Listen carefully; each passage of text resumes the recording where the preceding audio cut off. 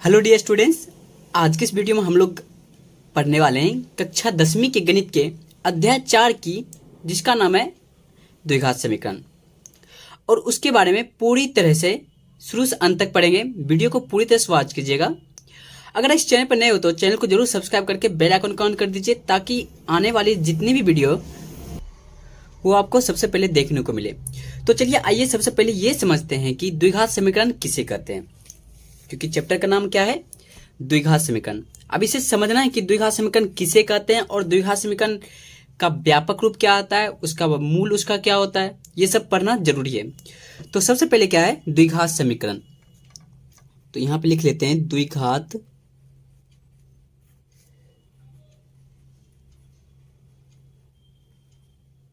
समीकरण, जिसका इंग्लिश होता है क्वाड्रेटिक इक्वेशन, या इंग्लिश में यहां लिख देते हैं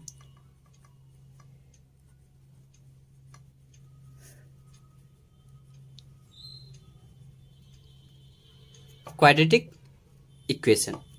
अब ये जानना है कि द्विघात समीकरण किसे कहते हैं और इसका व्यापक रूप क्या होता है।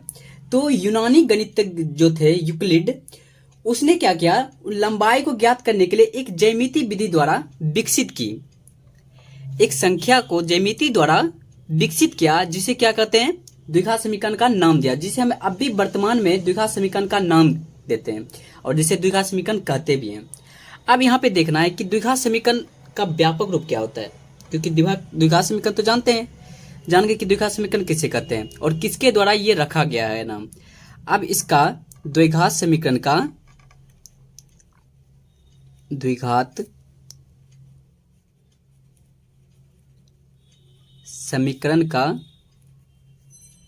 व्यापक रूप,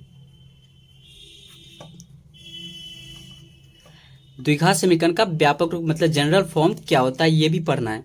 तो द्विघात समीकरण किसे कहते हैं, जब जैसे कि अगर ax² plus bx plus c बराबर 0, जहां a 0 के बराबर नहीं होगा, जिसे मानक रूप कहते हैं, तो अगर ऐसा फॉर्म में रहेगा तो उसे क्या कहेंगे द्विघात समीकरण, जिसे कि द्विघात समीकरण के रूप में भी होता है, जिसका व्यापक रूप होता है ax² plus bx plus c बराबर 0। और इसमें पढ़ेंगे कि जैसे कि इसका मूल कैसे होता है, मूलों की प्रकृति, क्योंकि आगे चल के ये एक्सरसाइज पूरा कंप्लीट करने वाले हैं। 4.4 का अध्याय जो है वो 4.1 प्रश्नावली का पूरा चैप्टर इसमें कंप्लीट करने वाले हैं। और इससे पहले जानना जरूरी है कि द्विघात समीकरण किसे कहते हैं। तो द्विघात समीकरण का पूरा डिफिनेशन तो बता दिए, अब द्विघात समीकरण का व्यापक रूप था वो भी बता दिए। अब मूल क्या है, मूल। अब मूलों की प्रकृति इसमें जांच करना पड़ता है, मूलों की प्रकृति इसमें जांच करना पड़ता है। तो मूलों की प्रकृति क्या होता है, जैसे एक विभक्तर होता है,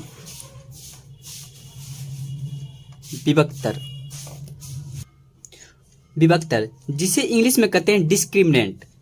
क्या कहते हैं, डिस्क्रिमिनेंट, या इसे क्या कहते हैं विवेचक। अब मूलों की प्रकृति इसी के अंडर आता है। अगर विवेचक, जैसे अगर d का मान 0 से बड़ा हो, तो d अगर बड़ा होगा 0 से, तो उसका क्या होगा, मूलों की प्रकृति होगी, मूलों की प्रकृति, या उसे कह सकते हैं अस्तित्व होगी, या होंगे या होगी। हाँ, दूसरा क्या है, अगर विभक्तर 0 के बराबर हो, तो मतलब d बराबर 0 आएगा, तो उसका भी क्या होगा, मूलों का अस्तित्व या प्रकृति होगी।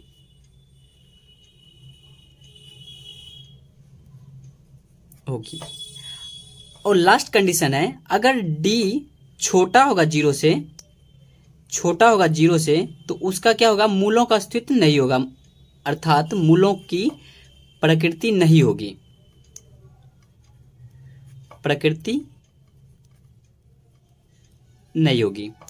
ये हो गया इसका मूलों का प्रकृति।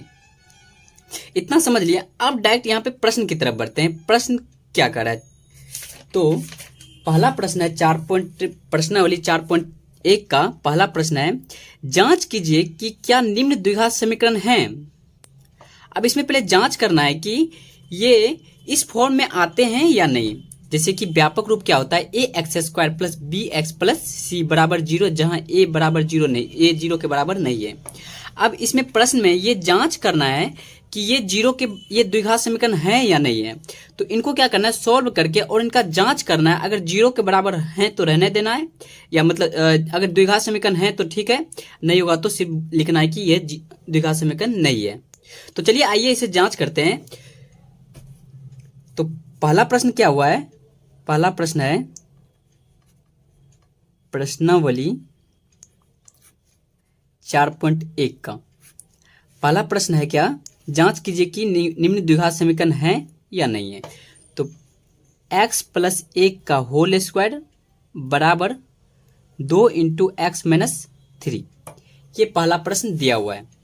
अब इन्हें जांच करना है कि ये द्विघात समीकरण है या नहीं है। तो ए किस फॉर्म में आ रहे हैं, x प्लस 1 का होल स्क्वायर, मतलब अगर हम a प्लस बी के होल स्क्वायर पर तोड़े तो ये टूट सकता है।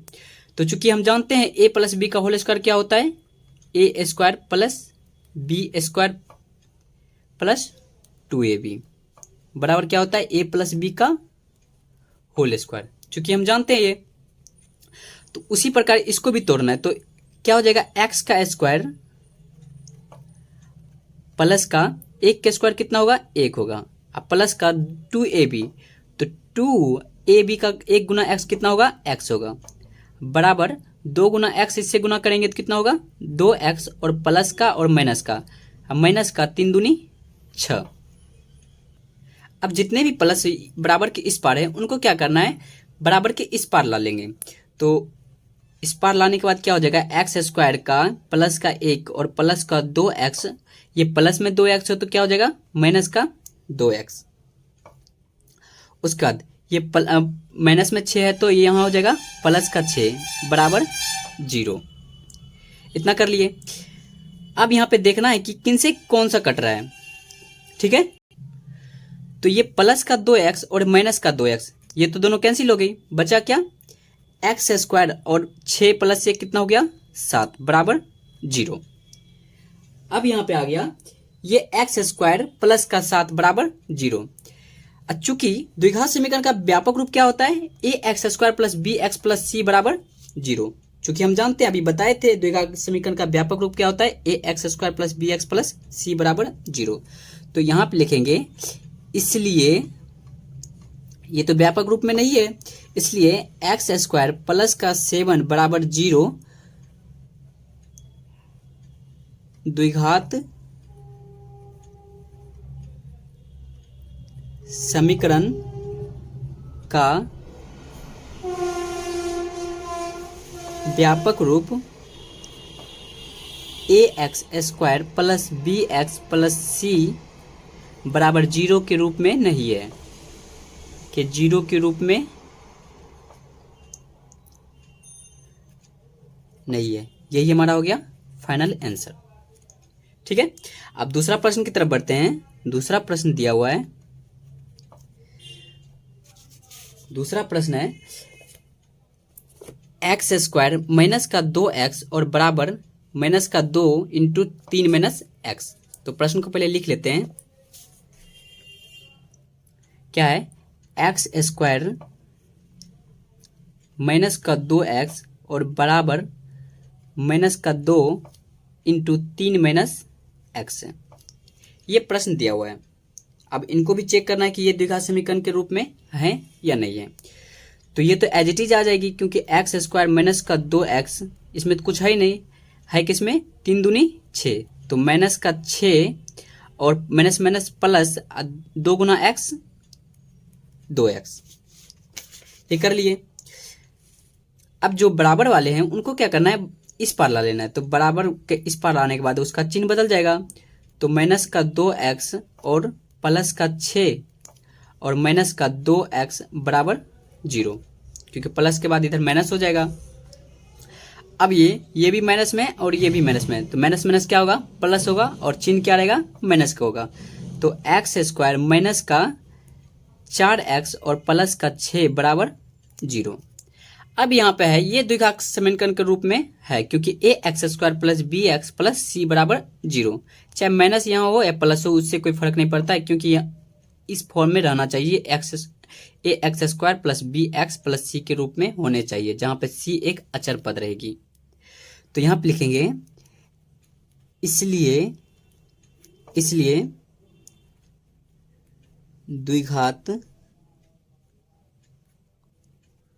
द्विघात समीकरण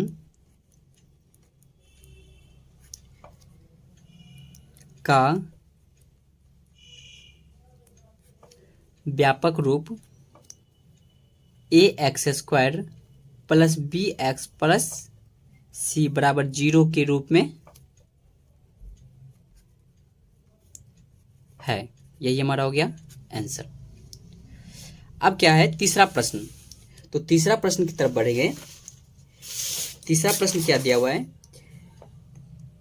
x minus 2 into x plus 1 बराबर x minus 1 into x plus 3। तो तीसरा प्रश्न को पहले लिख लेते हैं। क्या है, x माइनस का 2, तीसरा प्रश्न है x minus 2 into x plus 1 और बराबर का है x माइनस का 1 और x प्लस का 3।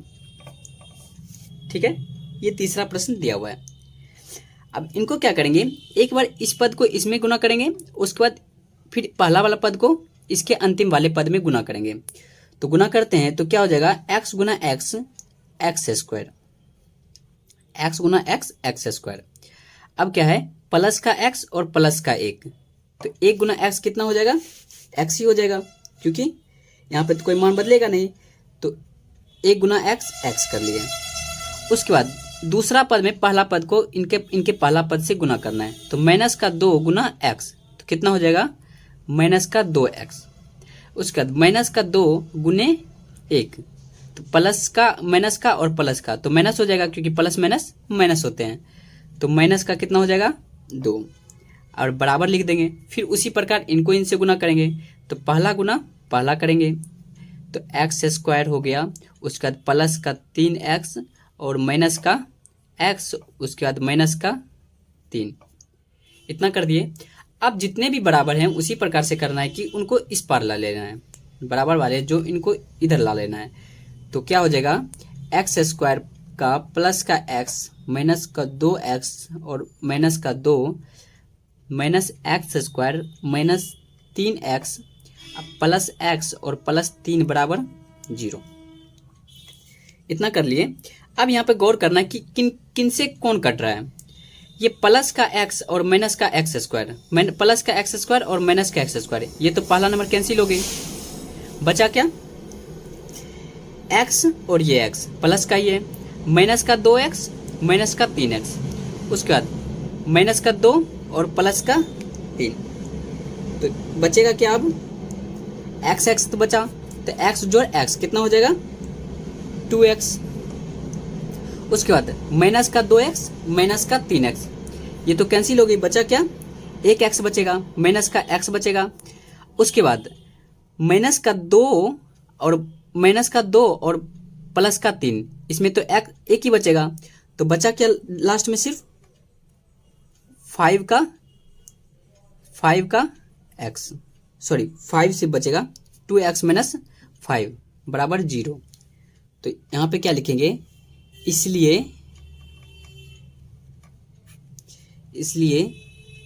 यह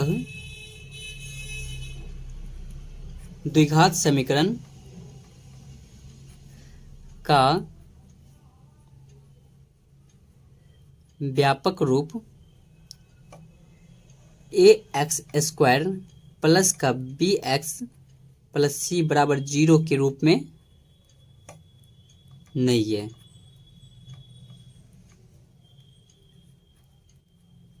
यही हमारा हो गया आंसर। अब क्या है, चौथा प्रश्न की तरफ बढ़ते हैं। चौथा प्रश्न दिया हुआ है, डायरेक्ट देख लेते हैं।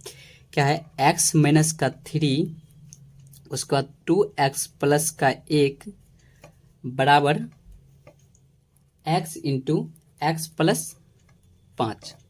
ये चौथा प्रश्न दिया हुआ है। इनको भी पहले चेक करना है कि द्विघात समीकरण के रूप में है या नहीं है।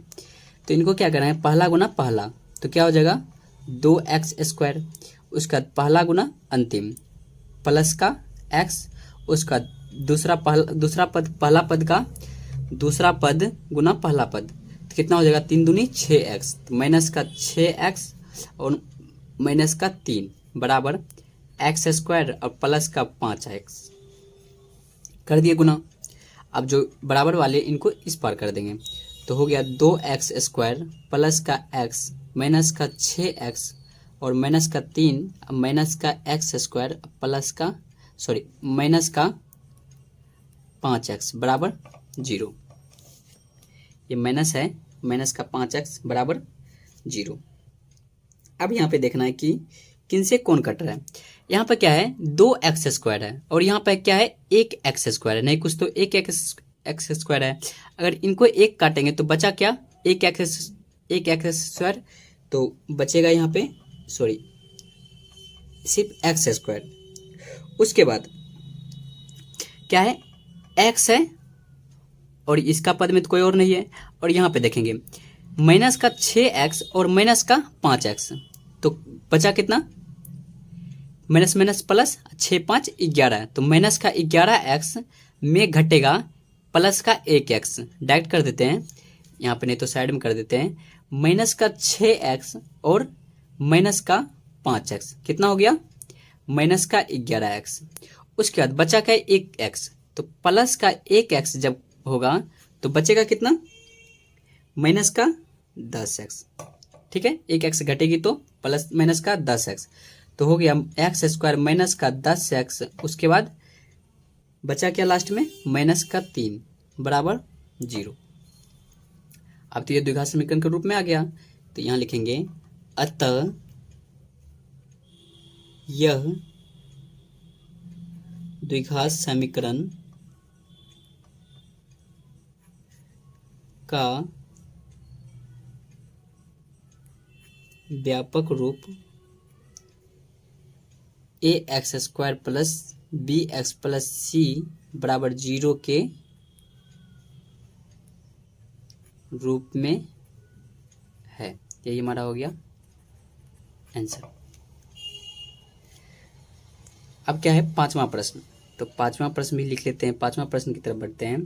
पांचवा प्रश्न है 2x माइनस का 1, उसके बाद x माइनस 3 बराबर x प्लस 5 का होल, उसके बाद x माइनस का 1। अब उसी प्रकार इसमें भी क्या करना है गुना करना है, तो पहला गुना पहला करेंगे तो क्या हो जाएगा 2x², उसके बाद माइनस का प्लस माइनस माइनस 2x गुना 3 कितना हो जाएगा 6x। उसके बाद माइनस का x और माइनस माइनस प्लस हो गया तो प्लस का 3 बराबर x गुना x² पहला गुना पहला करेंगे, उसके बाद पहला गुना इसका अंतिम, तो माइनस का x, उसके बाद दूसरा पद गुना पहला पद, तो क्या हो जाएगा प्लस का 5x, उसका अंतिम गुना अंतिम करेंगे तो माइनस का 5। अब जितने भी इनको ये हैं उनको बराबर के इस पार ला लेना, तो चिन्ह बदल जाएगा, तो हो गया 2x² माइनस का 6x और माइनस का x प्लस का 3 और माइनस का x² प्लस का x और माइनस का 5x और प्लस का 5 बराबर 0। इतना कर लिए। अब यहाँ पे देखेंगे कि कौन किससे कट रहा है, कौन किससे कट रहा है। यहाँ पे क्या है 2x² में 1x² कटेगा तो बचा क्या 1x², तो डायरेक्ट क्या लिखेंगे x², पहला लिख लिए। उसके बाद क्या है माइनस का 6x और माइनस का 5x कितना हो जाएगा माइनस का 11x। उसके बाद ये प्लस माइनस का x और प्लस का x ये तो कैंसिल हो गया। अब बचा क्या प्लस का 3 और प्लस का 5, 5 3 8 बराबर 0। तो इसे भी क्या लिखेंगे अतः यह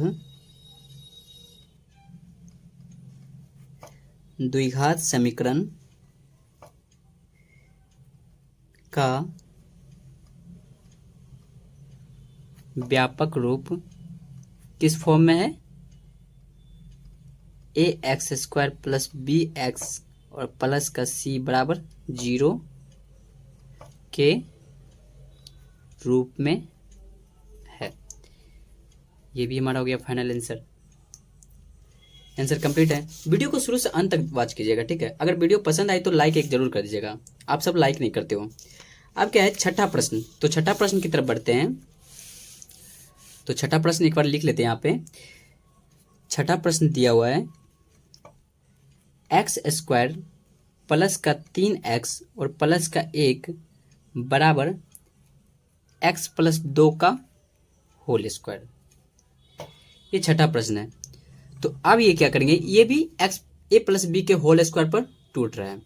तो सबसे पहले इसको लिख लेंगे एक्स स्क्वायर प्लस का 3x और प्लस का 1 बराबर A square plus B square plus 2ab, क्योंकि ए प्लस बी के होल स्क्वायर पर ये आ रहा है। तो क्या लिखेंगे यहाँ पे एक्स स्क्वायर प्लस का 2 दूनी 4 और प्लस का 2ab, तो 2 दूनी 4x लिखेंगे, सिर्फ 2 गुना ए बी। तो ए का बी का मान कितना है 2 है, 2 दूनी 4 गुना x 4x। अब जितने भी बराबर के उस पार हैं उनको बराबर के इस पार लाना है। तो लाने पर क्या हो जाएगा, उसका चिन्ह बदल जाएगा। तो एक्स स्क्वायर माइनस का 4 और माइनस का 4x बराबर 0 कर लिए। अब यहाँ पे फिर देखना है कि ये प्लस का ये माइनस का कैंसिल हो गया, ये प्लस का और ये माइनस का कैंसिल हो गया। ये प्लस का 3x और ये माइनस का 3x, तो घटेगा तो कितना हो जाएगा, माइनस का x सिर्फ बचेगा। उसके बाद ये प्लस का 1 और ये माइनस का 1, तो क्या हो जाएगा, घटेगा तो क्या होगा, प्लस का सिर्फ 3 होगा बराबर 0। अब तो ये तो पहले से माइनस में आ गया, तो यहाँ पे लिखेंगे अतः यह द्विघात समीकरण का व्यापक रूप A X square plus B X plus C बराबर 0 के रूप में नहीं है। यही हमारा हो गया फाइनल आंसर। छठा प्रश्न कंप्लीट है। अब सातवां प्रश्न की तरफ बढ़ते हैं। सातवां प्रश्न है x प्लस 2 का होल क्यू, एक्स प्लस 2 का होल क्यू और बराबर 2x, उसके बाद होल है 2x into x square minus का 1। ये सातवां प्रश्न दिया हुआ है। अब क्या है a प्लस बी का होल क्यूब। अब तो a प्लस बी का होल क्यूब हम जानते नहीं है, वो तो निकालना पड़ेगा। तो चूंकि एक सूत्र होता है a प्लस बी का होल क्यूब, क्या है a प्लस बी का होल क्यूब। तो a प्लस बी का होल क्यूब होता है a cube plus B cube plus 3 into A plus B. क्या है 3ab into A plus B, 3ab into A plus B होता है। अब इसको क्या करना है, उसी अनुसार इनको तोड़ेंगे। तो करने पर क्या हो जाएगा, एक्स क्यूब प्लस 2 का क्यूब कितना हो जाएगा 8। उसके बाद 3ab, तो 3ab का हो जाता है 3 दूनी 6, मतलब 6 का एक्स स्क्वायर होगा 3ab square plus 3ab 3a square B, तो 3a स्क्वायर बी, तो 3 गुना ए स्क्वायर मतलब एक्स स्क्वायर गुना बी, मतलब 3 दूनी 6 एक्स स्क्वायर, मतलब हो जाएगा ये 3ab स्क्वायर का हो जाएगा 12x, 3 दूनी 6 दूनी 12x बराबर ये तो 2 गुना एक्स 2x गुना एक्स स्क्वायर कितना हो जाएगा 2x क्यूब। उसके बाद माइनस का 2x, जितने भी बराबर हैं उनको क्या करना है, बराबर के इस पार कर लेना है। तो हो जाएगा एक्स क्यूब प्लस का 8 और प्लस का 6x स्क्वायर प्लस का 12x माइनस का 2x³ और प्लस का 2x बराबर 0। अब यहाँ पे एक x³ कट गया, बचा क्या, यहाँ पे x³ और x³ कटेगा तो इसमें एक x³ है, इसमें 2x³ तो बचेगा क्या, सिर्फ x³। उसके बाद 6x² और यहाँ पे तो कुछ भी नहीं है तो इसमें क्या लिखना है, 8 को 8 लिख देते हैं, प्लस का 6x² और प्लस का लिख देते हैं 12x प्लस का 2x तो कितना हो जाएगा 14x बराबर 0। इतना कंप्लीट कर दिए। अब क्या है, इनको पहले एडजस्ट कर लेते हैं। तो ऐसे एडजस्ट हुआ है तो यहाँ पे लिख देंगे x³ प्लस का 6x² प्लस का 14x और प्लस का 8 बराबर 0। अब तो ये द्विघात समीकरण के रूप में नहीं है क्योंकि यहाँ पे है x³ है, क्योंकि द्विघात समीकरण का व्यापक रूप क्या होता है, ax² plus bx plus c बराबर 0। तो यहाँ पे लिखेंगे अतः यह द्विघात समीकरण ax² plus bx plus c के रूप में नहीं है। फाइनल हो गया, यही हमारा हो गया आंसर। अब क्या है, 8वां प्रश्न की तरफ बढ़ते हैं। 8वां प्रश्न दिया हुआ है x³ का माइनस का 4x² और माइनस का x और प्लस का 1 बराबर x माइनस 2 का होल क्यूब। क्या है, x माइनस 2 का होल क्यूब। अब इन्हें भी क्या करेंगे, ये उसमें था a प्लस बी का होल क्यूब, अब इस टाइम आया a माइनस बी का होल क्यूब। तो इनको भी क्या करेंगे, हल करेंगे। तो चलिए आइए इसे हल करते हैं। क्या हो जाएगा, x³ माइनस का 4x² माइनस का x और प्लस का 1 बराबर a³ minus b³ a minus B का होल क्यूब है तो होता है a³ मतलब x का क्यूब माइनस का b³ तो क्या हो जाएगा 2 माइनस 2 गुना माइनस 2 तो 2 दूनी 4। अब माइनस का 2 गुना करेंगे तो कितना हो जाएगा माइनस का 8 तो क्या लिखेंगे माइनस का 8। उसके बाद 3 माइनस का 3a² b माइनस का 3a² b तो 3 दूनी 6 कितना हो जाएगा माइनस का 6x² और प्लस का हो जाएगा 3ab² तो 3 गुना x गुना b² तो मतलब 2 का स्क्वायर तो 4 हो गया, कितना हो जाएगा 4 तिया 12x। अब जितने भी बराबर हैं उनको क्या करना है, बराबर के इस पार कर लेना है। तो हो जाएगा यहाँ पे x³ माइनस का 4x² माइनस का x और प्लस का 1 माइनस का x³ प्लस का 8 और प्लस का 6x² माइनस का 12x बराबर 0।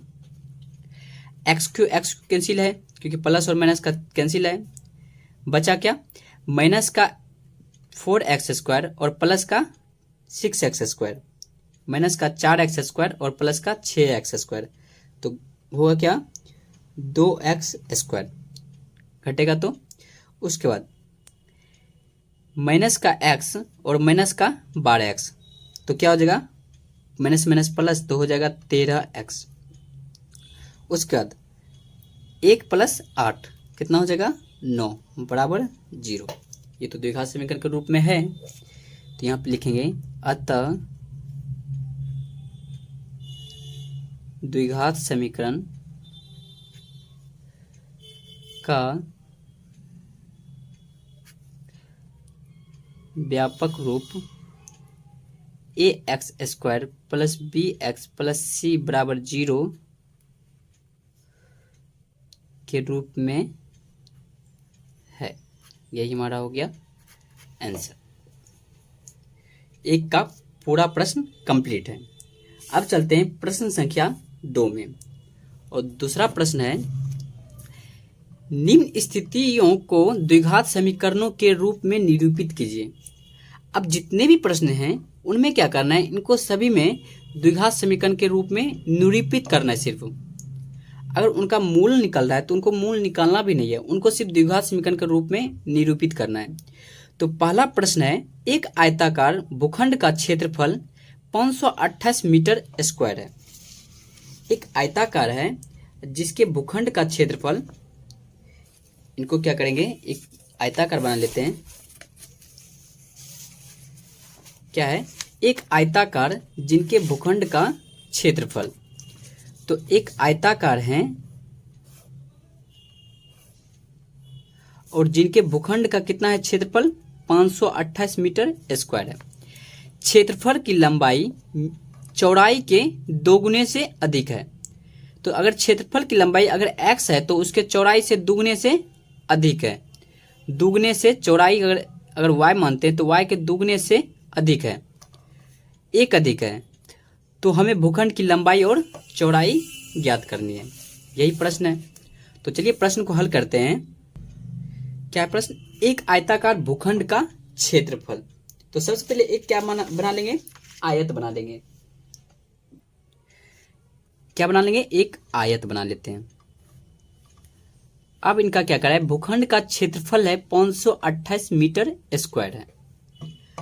अब इसका जो आयत का क्या है, क्षेत्रफल की लंबाई चौड़ाई के दुगने से एक अधिक है। मतलब अगर लंबाई x है तो इनके चौड़ाई कितना है, चौड़ाई के दुगने से एक अधिक है। मतलब लंबाई इसका है, अगर लंबाई को x मानते हैं तो चौड़ाई के दुगने से क्या हो जाएंगे, ये दुगने से एक अधिक है, ये दिया हुआ है। तो सबसे पहले क्या करना है, हल करते हैं। तो पहले क्या करेंगे, मान लेते हैं, मान लिया कि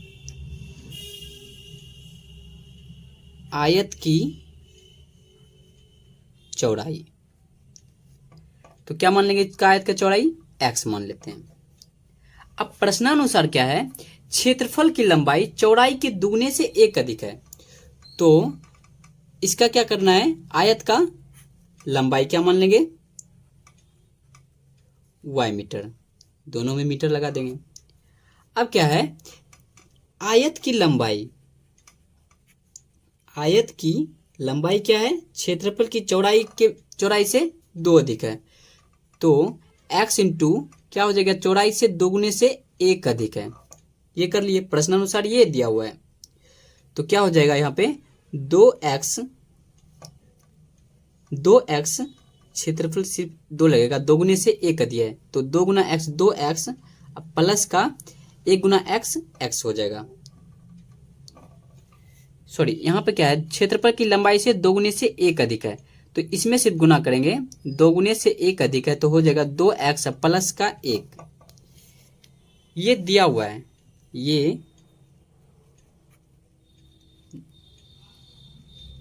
दिया हुआ है।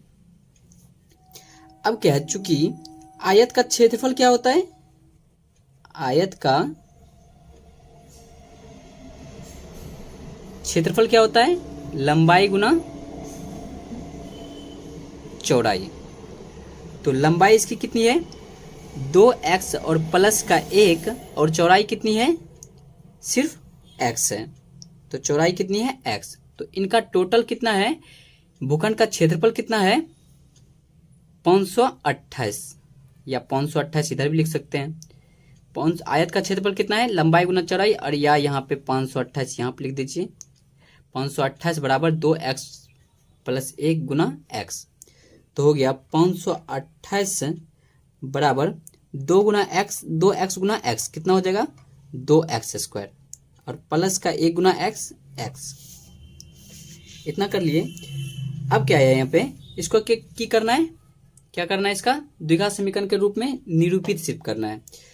तो हो जाएगा यहाँ पे 2x स्क्वायर प्लस का x, और ये बराबर हैं, बराबर किस पार जाने के बाद, प्लस में है तो बराबर कुछ पार जाने के बाद माइनस हो जाएगा। तो क्या हो जाएगा, 500 माइनस का 528 बराबर 0। तो यहाँ पे लिख देंगे, अतः समीकरण क्या है, द्विघात समीकरण का व्यापक रूप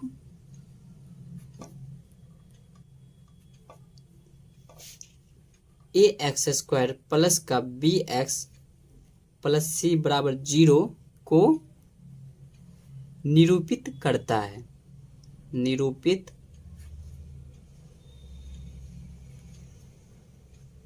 करता है। यही हमारा हो गया आंसर। अब क्या है दूसरा प्रश्न। तो दूसरा प्रश्न क्या दिया हुआ है ये देख लेते हैं। दूसरा प्रश्न है, दो क्रमागत धनात्मक पूर्णांकों का गुणनफल 6 है, 306 है। हमें पूर्णांकों को ज्ञात करना है। तो इनको पहले भूल जाते हैं। पहला क्या है, दो क्रमागत धनात्मक पूर्णांक। क्रमागत करना कह रहा है तो क्रमागत मतलब एक क्रम के अनुसार, धनात्मक मतलब प्लस, और पूर्णांक तो जानते हैं कि यहाँ से चालू होता है 0 1 2 3 से चालू होते हैं। दो क्रमागत धनात्मक पूर्णांकों का क्या है गुणनफल, मतलब गुणज है 306 है। तो हमें क्या निकालना है, हमें निकालना है पूर्णांकों को ज्ञात करना है। तो चलिए आइए प्रश्न को हल करते हैं। तो पहला क्या है, पहला कंडीशन क्या है, दो क्रमागत धनात्मक पूर्णांक। तो धनात्मक किसे कहते हैं, प्लस को कहते हैं, जो प्लस में चलते रहते हैं। और क्या है क्रमागत। तो पूर्णांक क्या होता है, अगर पूर्णांक एक है तो अगर पूर्णांक को x मानते हैं, पहला पूर्णांक को धनात्मक पूर्णांक को, तो दूसरा क्या हो जाएगा x प्लस का 1। उसी प्रकार x प्लस 2 x प्लस 3 बढ़ते चले जाएगा। तो यहाँ पे लिखेंगे, हल करते हैं। माना कि पहला धनात्मक पूर्णांक, पहला धनात्मक पूर्णांक क्या मानेंगे, x मानेंगे। तो दूसरा क्या हो जाएगा x प्लस 1। उसी प्रकार अगर तीसरा कहेगा तो तीसरा बढ़ते जाना है। तो प्रश्नानुसार क्या है, प्रश्नानुसार है दो क्रमागत धनात्मक पूर्णांकों का गुणनफल, मतलब पहला और दूसरे के का पूर्णांकों का गुणनफल। तो x इंटू एक्स प्लस 1 का गुणनफल कितना है 306 है। ये प्रश्नानुसार दिया हुआ है। अब इनको क्या करना है, इनमें से पूर्णांकों को हल करना है। तो क्या हो जाएगा एक्स स्क्वायर का 1 गुना x और बराबर 306, ये बराबर 306 है। तो क्या हो जाएगा एक्स स्क्वायर प्लस का x और माइनस का 306 बराबर 0। अब कंडीशन देखना है कि प्रश्नानुसार क्या था, निम्न स्थिति को द्विघात समीकरण के रूप में निरूपित कीजिए। तो उनके अकॉर्डिंग चलना है। तो क्या हो जाएगा, यहां पे लिखेंगे इसलिए समीकरण द्विघात समीकरण का व्यापक रूप A X square plus B X plus C बराबर 0 को निरूपित करता है। क्योंकि हमें क्या निकालना था, द्विघात समीकरण को रूप में निरूपित करता है या नहीं करता है, ये जांच करनी थी। ये करता है तो यहाँ पे यहीं पे इसका हो गया फाइनल आंसर। तो बढ़ते हैं तीसरा प्रश्न की तरफ। तीसरा प्रश्न है, रोहन की माँ उससे 26 वर्ष बड़ी है। अब रोहन का उम्र पता नहीं है, यहाँ पे सिर्फ यहाँ पे बताया जा रहा है कि रोहन की माँ उससे 26 वर्ष बड़ी है। तो अगर रोहन की अगर 1-2 साल रहती है तो उससे कितना है 26 साल बड़ी है। उसकी आयु का गुणनफल अब से 3 वर्ष पश्चात, तो उनकी जो आयु है मतलब रोहन की आयु जो है अब से 3 वर्ष पश्चात 3 वर्ष बाद कितनी हो जाएगी 360 हो जाएगी। तो हमें क्या निकालना है, रोहन की वर्तमान आयु। तो इस कंडीशन में अक्सर वर्तमान आयु अक्सर क्या, इस कंडीशन में वर्तमान आयु ही निकाला जाता है। तो क्या करना है, इनका वर्तमान आयु निकालना है। तो चलिए प्रश्न को हल करते हैं। क्या है, रोहन की मां उससे 26 वर्ष बड़ी है। तो रोहन की मां, तो कंडीशन पहले क्या लिख करेंगे, लिख लेंगे। क्या है कितना प्रश्न है? प्रश्न नंबर तीसरा है। प्रश्न है रोहन की माँ उससे आयु में 26 वर्ष बड़ी है। तो यहां पे लिखेंगे मान लिया, क्योंकि मान के ही चलना पड़ेगा क्योंकि रोहन का आयु नहीं दिया हुआ है। तो मान लिया कि रोहन की आयु, तो कितने वर्ष मान लेंगे? x वर्ष। x मान सकते हैं, कुछ भी मान सकते हैं, सिर्फ x वर्ष मान लिए। 3 वर्ष पूर्व, क्या है? 3 वर्ष पूर्व। तो चलिए चौथा प्रश्न की तरफ बढ़ते हैं। चौथा प्रश्न दिया हुआ है कि एक रेलगाड़ी 480 किलोमीटर की दूरी समान चाल से तय करती है। मतलब एक रेलगाड़ी है जो समान दूरी से, समान चाल से 480 किलोमीटर की दूरी तय करती है। पहला शर्त कंप्लीट है। अब दूसरा शर्त है यदि इसकी चाल 8 किलोमीटर प्रति घंटा कम होती तो वह उसी दूरी को, मतलब 480 किलोमीटर की दूरी को तय करने में 3 घंटे अधिक लेती। तो मतलब जितना अगर चाल होगी, जिसे अगर मान ले कि अगर इनकी चाल 20 किलोमीटर प्रति घंटा या 60 किलोमीटर प्रति घंटा होती तो अगर इस चाल में 8 किलोमीटर प्रति घंटा कम होती तो यह उसी दूरी को, मतलब 480 किलोमीटर की दूरी को तय करने में 3 घंटा अधिक टाइम ले लेता। तो क्या करना, अगर हम रेलगाड़ी की चाल अगर निकाल लेते हैं तो पता चल जाएगा कि रेलगाड़ी की चाल कितनी थी, जो कि इस चाल को 60 किलोमीटर प्रति घंटा कम करने में उसे 3 घंटे अधिक समय लगते हैं।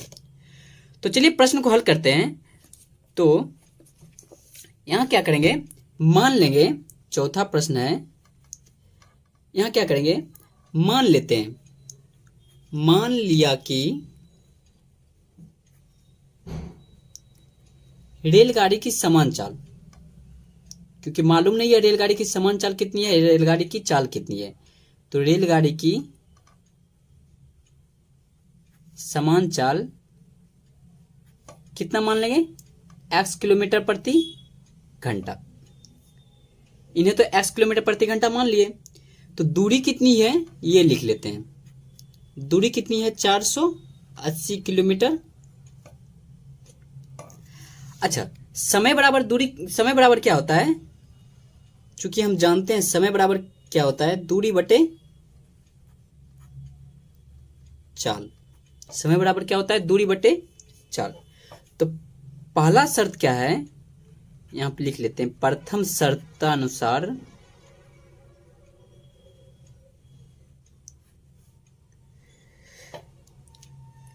पहला शर्त है 480 किलोमीटर दूरी समान चाल से तय करती है। यदि इसकी चाल 8 किलोमीटर प्रति घंटा कम हो तो उसी दूरी को तय करने में 3 घंटा अधिक समय लगते हैं। तो पहला शर्त के अनुसार कितना हो जाएगा? दूरी बटे चाल हो जाएगी तो 480 बटे x। और दूसरा शर्त के अनुसार क्या हो जाएगा, क्योंकि उसमें 8 घंटे कम लगते हैं, तो दूसरा शर्तानुसार क्या हो जाएंगे? 480 दूरी बट्टे चाल होती है, समय बराबर दूरी बट्टे चाल। तो समय बराबर 480 बट्टे चाल कितना है दूसरा में? x माइनस का 8 है। तो प्रश्नानुसार चलेंगे, प्रश्नानुसार कितना होता है? 480 बट्टे का x, मतलब पहला शर्त, और इसमें कितना लगते हैं? 3 घंटे अधिक लगते हैं। पहला शर्त में 3 घंटे अधिक लगते हैं और दूसरा शर्त में तो एज इट इज रह जाती है, x माइनस का 8। अब इनका क्या करेंगे? एलसीएम लेंगे। तो 1 गुना x क्या हो जाएगा? x। तो यहां पर हो गया 480 और प्लस का 1 गुना 1 भगा दे x से तो x बचा, तो 3 गुना x, तो 3x बराबर 480 बटे x माइनस का 8। अब यहां पे क्या करेंगे? तिर्यक गुना करेंगे। तिर्यक गुना करने पर, जब तिर्यक गुना होगी तो क्या हो जाएगी? यहां पे 480 गुना x, तो यहां पे लिख लेते हैं x माइनस 8 इंटू 480 और प्लस का 3x बराबर 480 गुना x, तो 480x हो जाएगी। तो हुआ कितना? 480 एक्स, उसके बाद 480x डायरेक्ट लिखते हैं 3840 से गुना करेंगे तो 3840 40, अब प्लस का 3 गुना एक्स, 3x स्क्वायर और 3 गुना माइनस का 8, तो माइनस का 8 दिया 24x बराबर कितना हो जाएगा 480x। अब जो बराबर वाले हैं उनको क्या करना है, बराबर के इस पार ला लेना है, तो 480x माइनस का 3840 प्लस 3x स्क्वायर माइनस का 24x और माइनस का 480x।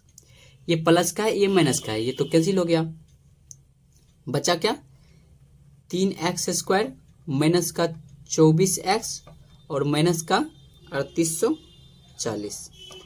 अब इनका अगर चाहेंगे तो मूल भी निकाल सकते हैं, तो यहाँ पे क्या करना है, सिर्फ द्विघात समीकरण के रूप में निरूपित करना है। तो यहाँ पे लिखेंगे अतः द्विघात समीकरण का व्यापक रूप ax square plus bx plus c के रूप में है। यही हमारा हो गया फाइनल आंसर। तो दोस्तों उम्मीद करता हूँ वीडियो आपको पसंद आई होगी। अगर पसंद आई होगी तो एक लाइक जरूर कर दीजिएगा। अगर इस चैनल पर नए हो तो चैनल को जरूर सब्सक्राइब करके बेल आइकन ऑन कर दीजिए। अगर आपको कहीं भी किसी भी प्रकार का डाउट हो तो आप कमेंट में लिख सकते हैं, कमेंट में मैसेज कर सकते हैं, हम कोशिश करेंगे आपको प्रॉब्लम की सॉल्व करने की। तो मिलते हैं एक अगले वीडियो में, तब तक के लिए जय हिंद, जय भारत, टेक केयर।